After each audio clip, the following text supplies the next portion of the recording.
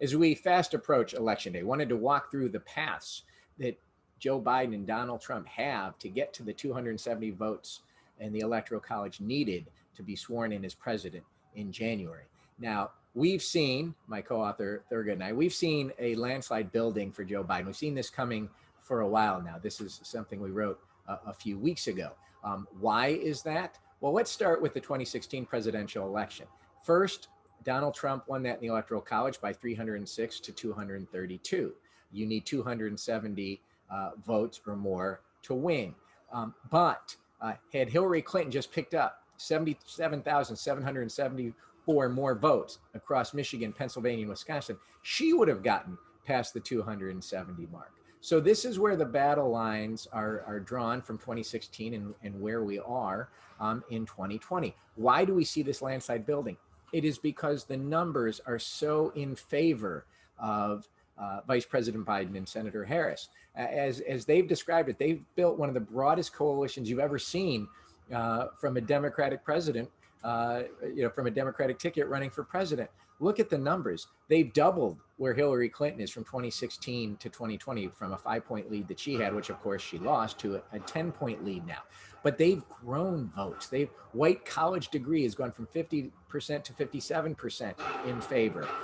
Whites without a college degree, they've picked up 9 points. 18 to 34-year-olds, they picked up 10 points. 65-year-olds and up, they've picked up 9 points. Men, they've picked up 5 points. Women, they've picked up 7 points. So literally every demographic, except for one, is now in the Biden-Harris camp. And that is why they have such a broad map to work with on the Electoral College.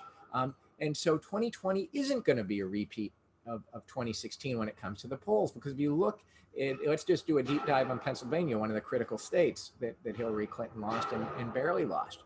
Right now, Biden in the last 4 polls, he's up over the 50% mark.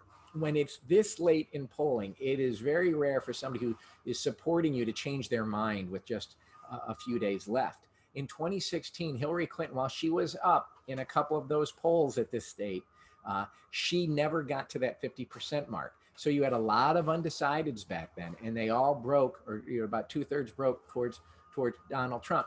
Very hard to be undecided about Donald Trump right now. You've seen him as president for nearly 4 years. You either love him or you don't.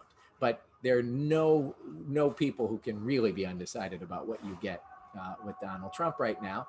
And so the numbers are looking really good for the Democrats. And it's, 7 days before Election Day, Clinton led Trump by 2%, Biden up 8. So all the numbers, are going in the right direction for the Biden campaign. And because of that, they have so many different pathways to get to 270 electoral votes. If they keep the Hillary Clinton states, and they should keep all of those, that 232 electoral votes. If they rebuild the blue wall, they get Michigan, Pennsylvania, Wisconsin, then they have won and they don't have to win anything else. Or they have, let's say, they don't win all 3 of those. Let's say they lose Pennsylvania, the closest of those 3. They could do a partial rebuild of the blue wall. They can get Michigan and Wisconsin back, and then pick up any number of states from Arizona to Texas or North Carolina, or the like. Or they can not have a blue wall at all, and they can win with Florida and just one other state like Arizona or Georgia or Ohio. So, and then there's more and more potential pathways that they have. So they have a huge map to play with. They're focusing on rebuilding that blue wall, but that's not the only thing that they need to do to win. Donald Trump has he basically only has one path to the presidency. He can't lose any more than 36 electoral votes. So he has to win everything he won last time, except he can afford to lose, for example, he can afford to lose Michigan and Wisconsin, but that's it. So he needs to hold Arizona, a toss-up state. He needs to hold Florida, a toss-up state. He needs to hold Georgia, a toss-up state. He needs to hold, Pennsylvania, a toss-up state, and other ones. Maybe he has a long shot hold of Michigan or Wisconsin. Maybe he has long shot pickups like Minnesota, Nevada, or New Hampshire, but probably not. So Donald Trump has almost no margin for error. If he loses Florida, if he loses North Carolina, and he loses Pennsylvania, presuming he loses Michigan, Wisconsin, it's over. So he has one very narrow pathway. And so on election day, I'll probably be focusing the most on 5 states. It's going to be the blue wall of Michigan, Pennsylvania, and Wisconsin.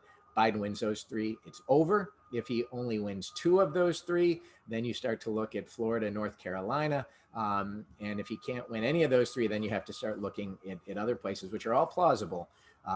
But right now, you'd have to say the map really favors Joe Biden going into election day.